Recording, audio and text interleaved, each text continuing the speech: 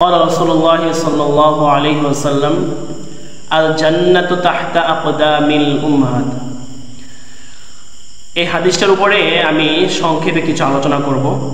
আর আমার কথা দ্বারা আমি আগে একটি কথা বলে নিই, আমি বড় কোনো আলেম হিসাবে আমি কাউকে কখনো মেসেজ দেই না, বাট আমি কথা বলি, ভালো লাগে, ভিডিও বানাই, এটাই। এবং দিনের কথা আমি যতটুকু জানি এবং সঠিক নিয়মে আমি এই কথাগুলো প্রচার করার চেষ্টা করি।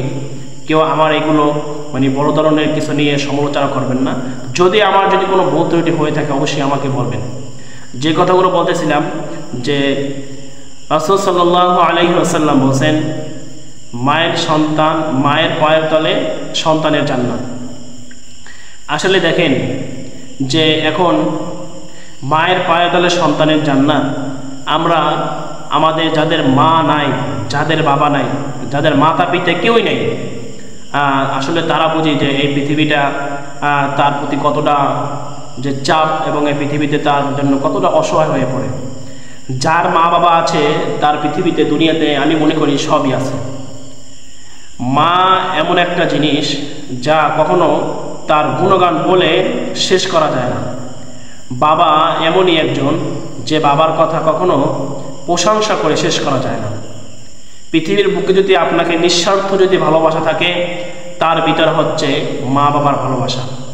মা বাবার ভালোবাসার সামনে এই পৃথিবীতে নিঃস্বার্থ ভালোবাসা আর কারো কাছ থেকে আপনি পাবেন না।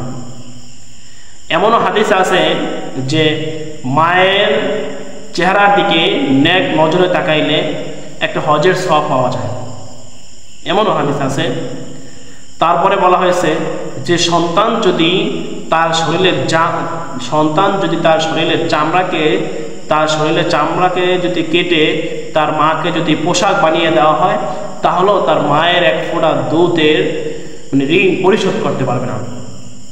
সেই জায়গা থেকে দেখেন, এই পৃথিবীতে আপনি দুনিয়াতে বসবাস করেন, মায়ের আঁচল ছাড়া মানুষ ভদ্র সভ্য হতে পারে না।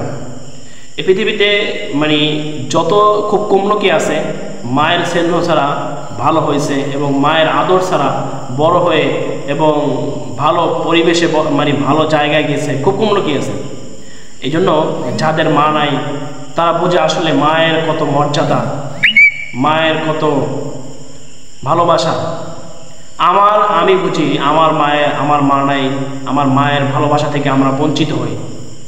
এই জন্য যাদের মা বাবা আছে আমি বলবো তাদেরকে মা বাবার প্রতি স্নেহ করেন। এই মা বাবা যদি একদিন যদি আপনি হারিয়ে ফেলেন, সারা জীবন কান্না করলো আপনি কখনো এই মা বাবাকে পাবেন না। মা বাবার ভালোবাসা, অসুস্থ থাকলেও একটা ব্যক্তি অসুস্থ, মা যদি অসুস্থ থাকে তারপরও ওই বাসার জন্য বড় নেয়ামত এবং খুঁটি হিসেবে এবং থাকে। মা বাবার স্নেহ ভালোবাসা যারা এখনো পান বা আছে, আমি বলবো তারা যেন মা বাবার খেদমত করেন। মা বাবার খেদমতের বিকল্প আর কিচ্ছু নাই, মা বাবার দোয়ার বিকল্প আর কিচ্ছু নাই। এমনও হাদিস শরীফে আসছে যে 3টা দোয়া আল্লাহর আরশে সরাসরি কবুল হয়। আল্লাহ সুবহানাহু ওয়া তাআলা 3 জনের দোয়া আল্লাহ সুবহানাহু ওয়া তাআলা কবুল করেন। তার ভিতরে একজন হচ্ছে মা বাবা। মায়ের দোয়া বলছে যে তীর মিস হবে এবং বুলেট মিস হতে পারে, কিন্তু মা যখন তার বাচ্চার জন্য দোয়া করবে তা কখনো মিস হবে না। সৌদি ইমাম কালবানি নাম শুনছি, আমরা অনেকেই নাম শুনছি। ইমাম কালবানি ছিলেন, তিনি মক্কার ইমাম ছিলেন। সে তার মায়ের দোয়ায় সে অনেক বড় হয়েছে। এই জন্য সংক্ষেপে যেটা বলবো, সবসময় মায়ের স্নেহ, মায়ের ভালোবাসা এবং মায়ের প্রতি যত্ন নেওয়া। মুরব্বী হলে আমরা অবহেলা করি। এই মাই একদিন আপনি হাঁটতে পারতেন না, আপনাকে হাঁটা শিখিয়েছে। এই মাই একদিন মা খাবারের সময় আপনি পায়খানা প্রস্রাব করে দিয়েছেন, সেই পায়খানা প্রস্রাবে খানা ধুয়ে তারপর আপনার পায়খানা প্রস্রাব পরিষ্কার করছেন। এই জন্য মায়ের ভালোবাসা এবং মায়ের কথা প্রশংসা করলে রাত ফুরিয়ে যাবে, দিন শেষ হয়ে যাবে, দিনের পরে রাত আসবে, কিন্তু মায়ের ভালোবাসা এবং মায়ের গুণগান, মা বাবার গুণগান কখনো শেষ হবে না। এই জন্য সবাই মায়ের প্রতি, মা বাবার প্রতি যত্নবান হই, যত্নশীল হই। ভালো থাকবেন।